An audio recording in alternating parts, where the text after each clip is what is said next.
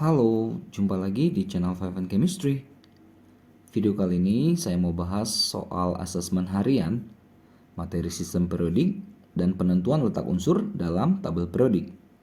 Materi kimia kelas 10 semester 2. Ada 5 soal esai yang mau saya bahas ya. Langsung aja soal nomor 1. Jelaskan dasar pengelompokan unsur yang dilakukan oleh John Newlands. Apa kelebihannya dan apa pula kelemahannya? Nah, saya kasih dulu ya gambaran dari tabel periodiknya si John Newlands. Ya. Nah, jadi si John Newlands ini menyusun berdasarkan kenaikan massa atom. Jadi atom-atom yang dia jumpai, jadi disusun itu semuanya berdasarkan kenaikan nomor massanya.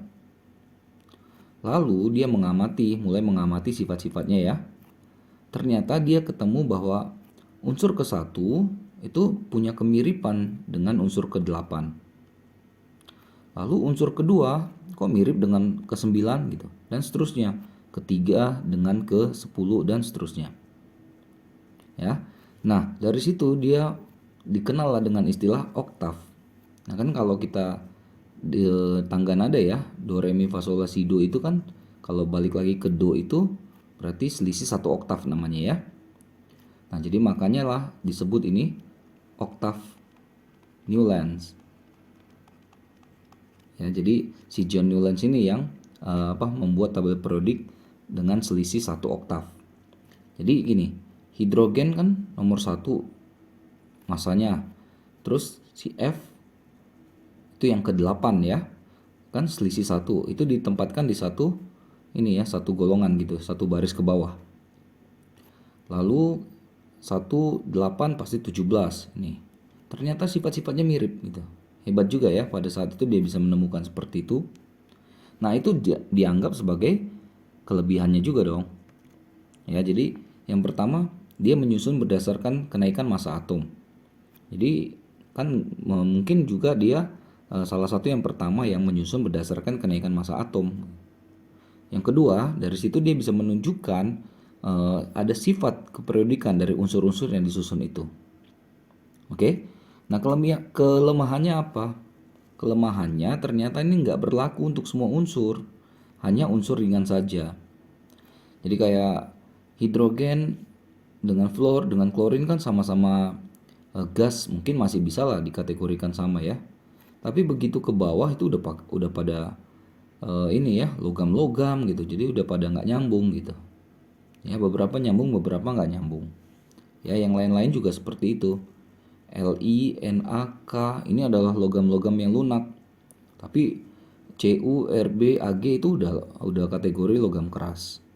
Jadi untuk unsur-unsur yang masanya kecil, unsur ringan tuh masih berlaku. Tapi kalau udah unsur yang massa besar udah nggak cocok lagi gitu. Itulah kelemahan dari si John Newlands ya, atau oktav Newlands. Paham ya? Kita ke soal nomor 2. Pada tabel periodik, unsur hidrogen kadang dimasukkan ke golongan logam alkali 1A ya. Kadang juga dimasukkan ke golongan halogen 7A. Mengapa unsur hidrogen dapat menyerupai unsur golongan 1A dan bisa menyerupai golongan 7A? Jadi 1A itu alkali ya. Lalu 7A itu halogen. Alkali kenapa? Karena elektron valensinya 1 ya, sama-sama 1. Ya, hidrogen, litium, natrium, kalium ke bawah itu sama-sama 1 ya. Jadi diletakkan di satu posisi yang sama. Atas ke bawahnya sama ya. Dan dia bisa melepas satu elektron itu juga tuh membentuk H+. Golongan 1A lainnya bisa nggak? Li, Li+, Na, Na+, K, K+. Bisa ya. Dan juga ternyata ini punya sifat reduktor yang mirip dengan golongan 1A. Oke. Sedangkan untuk halogen ya mungkin kita bisa simpelnya sama-sama gas gitu ya. Lalu sifat keperiodikan lagi, dia punya energi ionisasi. Energi ionisasi malah dia jauh lebih tinggi daripada 1A, agak-agak mirip dengan 7A ya. Mirip dengan 7A. Lebih besar daripada 1A. Gitu ya. Jadi tahu ya kenapa kadang dia dikategorikan alkali, kadang dia dikategorikan halogen. Jadi di alkali ada miripnya, di halogen juga ada miripnya. Mungkin ada sifat-sifat lain yang bisa ditambahkan ya. Lanjut ke soal nomor 3, soalnya HOTS. Grafik berikut menunjukkan harga energi ionisasi unsur Mg, Al, dan K. Ini ada energi ionisasinya dan ada jumlah elektron yang dilepaskan. Jadi dia ngelepasin 3 elektron. Step by step ya. Ngelepasin 1, energi ionisasinya berapa, 2 berapa, 3 berapa. Grafik manakah yang menunjukkan harga energi ionisasi unsur Mg? Oke. Tapi ini saya ganti ya, ini K-nya jadi Na. Kenapa diganti ya? Karena di sini ada KLM gitu ya. Dan Mg, Al, Na itu satu periode. Jadi pasti cocok untuk dibandingkan ya. Nah, bicara energi ionisasi adalah energi yang dibutuhkan atau diperlukan oleh suatu atom pada keadaan gas untuk melepaskan satu elektron valensinya. Satu elektron yang paling luar ya, yang ada di kulit terluarnya, terjauhnya ya, dari inti. Ya. Jadi saya buat dulu Na itu kan 11 ya. Berarti kulit 1 dia ada 2 elektron. Kulit 2 ada 8. Kulit 3 ada 1 elektron. Di Mg nomor atomnya 12. Ada 2 di kulit 1, 8 di kulit 2, 2 di kulit 3. Al nomor atomnya 13, 2 di kulit 1, 8 di kulit 2, 3 di kulit ketiga. Ini konfigurasinya ya, susunannya. Jadi energi ionisasi itu energi yang dibutuhkan untuk membuang elektron-elektron ini. Tapi mulai dari yang paling belakang ya. Elektron valensi namanya. Kita coba saya mulai dari yang misalnya yang M dulu deh. Garisnya si M. Nah, kalau kita lihat garisnya M, dia kan pas melepaskan satu elektron, energi ionisasinya segini. Ngelepasin 2 elektron segini. Ngelepasin 3 elektron segini. Kalau kita lihat nih energi ionisasinya dari 1, 2 dan 3 itu kan naik, tapi naiknya nggak terlalu signifikan, ya kan? Jadi energi ionisasi 1 ke energi ionisasi 2 ke energi ionisasi 3, kenaikannya tidak signifikan. Tidak terjadi lonjakan yang drastis, ya kan? Artinya apa? Artinya dari grafik M garis M ini menunjukkan unsur itu stabil setelah melepas 3 elektron. Melepas 3 elektron terluarnya, dia menjadi 3+, bermuatan 3+. Nah, di antara Na, Mg, Al mana yang seperti itu sifatnya? Al. Jadi gini, jadi ngilangin 1 dari sini, terus 2, terus 3. Itu energinya nggak terlalu jauh berbeda. Kenapa? Ini 3-3-nya ada di satu kulit yang sama kan? Jadi melepasnya itu nggak terlalu drastis energi ionisasi yang dibutuhkannya. Kapan dia nanti akan melonjak? Kalau dia 3-nya udah habis dibuang, nanti mau buang 1 dari sini. Lah kenapa melonjak? Ya karena kalau diperhatikan kulit yang di kedua ini lebih dekat ke inti kan? Kalau makin dekat ke inti berarti tarik menarikannya makin kuat. Artinya energi yang dibutuhkan untuk melepaskannya lebih besar. Jadi kalau kita prediksi nanti ini, misalnya membuang yang keempat, pasti akan seperti ini. Tinggi sekali. Karena dia harus melepas dari kulit yang lebih dalam. Oke, pelan-pelan ya, coba ya, pahami ya. Jadi M ini adalah untuk si Al ya. Kita coba dulu yang L misalnya. Yang L awalnya misalnya dia dari sini tadi ya. Lepasin 1, ngelepasin 2 sini naik lumayan. Ngelepasin 3 nggak terlalu naik juga. Jadi dari EI1 ke EI2 lonjakannya lebih besar daripada EI2 ke EI3. Artinya apa kalau yang seperti ini? Dia tuh stabil setelah melepas satu elektron, yaitu si Na ini ya, Na plus. Oke, kita bongkar Na plusnya. Ngelepasin 1 dia segini. Lalu kan kalau satunya udah habis kan berarti harus melepaskan 1 dari 8 ini. Makanya dia naik sampai ke sini. Melonjak ya. Ya karena memang 8 itu dekat ke inti, jadi lebih susah dilepasnya. Tarikannya kuat ke inti. Gitu ya. Lalu ngelepasin 1 lagi dari 7. Nggak terlalu sulit karena ngelepasin elektron kedua dan ketiga itu ada di kulit yang sama. Gitu ya cara kerjanya ya. Jadi dia udah stabil sebenarnya di 1. Makanya ngelepasin 1 lagi kok tinggi ya karena dia ngelepasin dari kulit lebih dalam. Kita coba lagi sampai bisa ya. Yang K. Kalau kita perhatikan yang K mulai dari mana di sini. Lepasin 1, lepasin 2 nggak terlalu tinggi kan? Malah deket-deketan lah, energinya kecil lah kita katakan ya. Tapi dari 2 ke 3 nah drastis banget. Tulis dulu ya. EI1 ke EI2 itu sangat kecil dibandingkan dari EI2 ke EI3. Artinya apa? Artinya dia stabil setelah melepas 2 elektron. Inilah si Mg 2+. Kita bongkar yang Mg. Dia kan harus ngelepasin 1 dulu dari sini. Oke, inilah mana tadi si K. Inilah energinya. Lalu dia lepasin 1 lagi. Inilah dia kan si K-nya. Lalu pas sudah habis kan dia harus terpaksa melepaskan 1 lagi dari 8 ini. 8 ini dia sudah dekat ke inti. Artinya dia harus butuh energi yang tinggi untuk melepaskannya.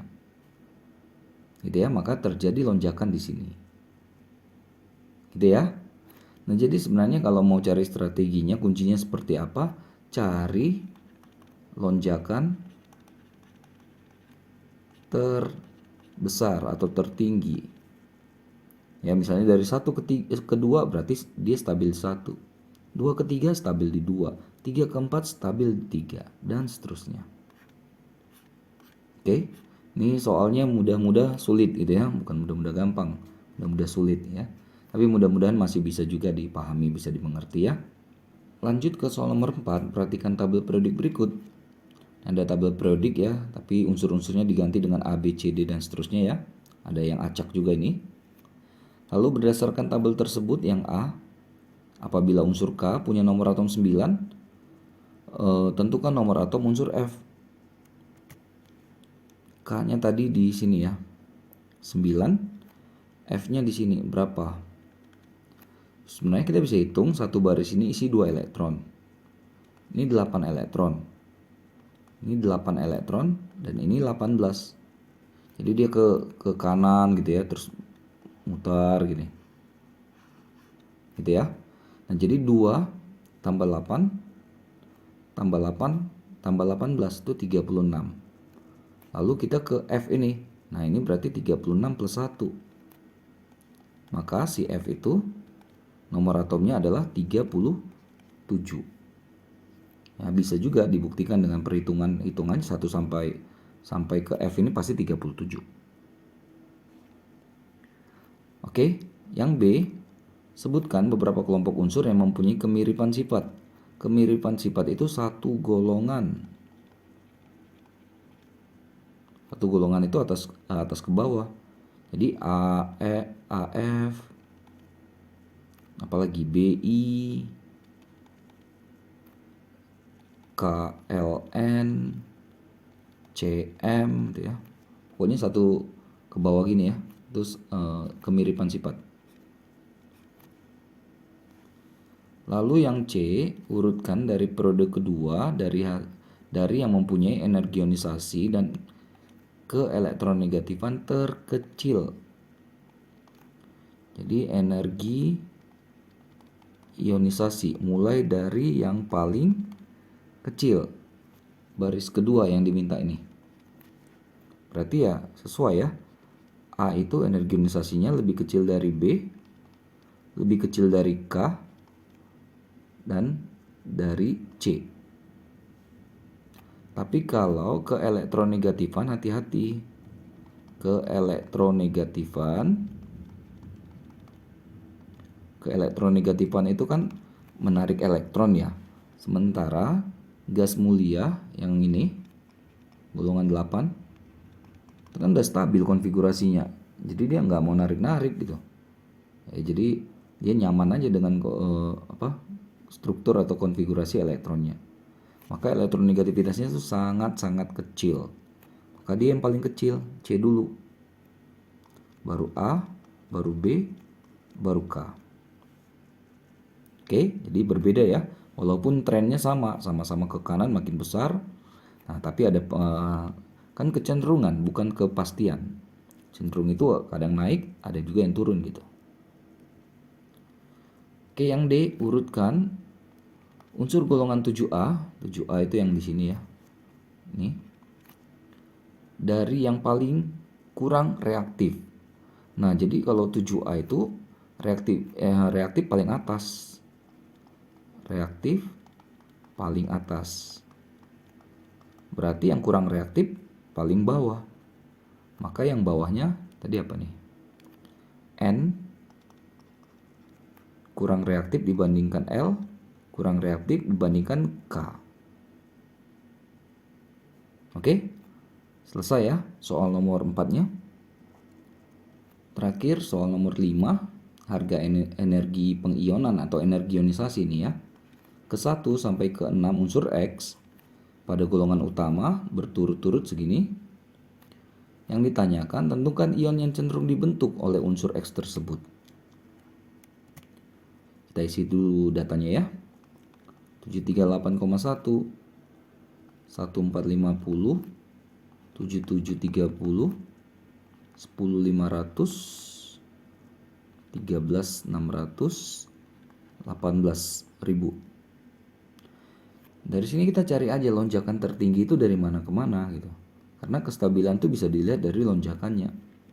Hitung kasar aja, kalau ke sini sekitar naik 700 kan. Sini sekitar naik 6.000 nih. Sini sekitar naik anggap aja 3.000-an. Ini juga sama, anggap aja 3.000-an. Kita bisa hitung kasar ya, nggak apa-apa. Di sini sekitar berapa nih? 5.000-an ya. Nah, 5.000 sekian ya.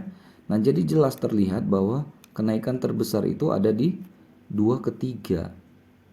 Artinya dia tuh stabil di 2 itu. Dia 2 plus membentuknya. Energi ionisasi kan melepas elektron, melepas menjadi positif. Gitu ya. Jadi kenapa terjadi lonjakan tinggi dari 2 ke 3? Karena begitu duanya di luar habis, maka dia kan harus melepaskan yang dari dalam. Kulit lebih dalam. Kulit lebih dalam itu artinya lebih terikat kuat ke inti. Ya, ikatannya kuat. Makanya melepaskannya butuh energi yang lebih besar. Gitu ya. Jadi dia stabil di 2 plus. Jadi ion yang cenderung dibentuk adalah X2 plus. Oke, semoga bisa dimengerti ya, bisa dipahami, bisa membantu buat kalian yang terutama sedang mempelajari materi ini. Oh ya, jangan lupa cek terus update terus video-video terbaru lainnya di channel Five Chemistry ini. Sampai jumpa dan bye-bye.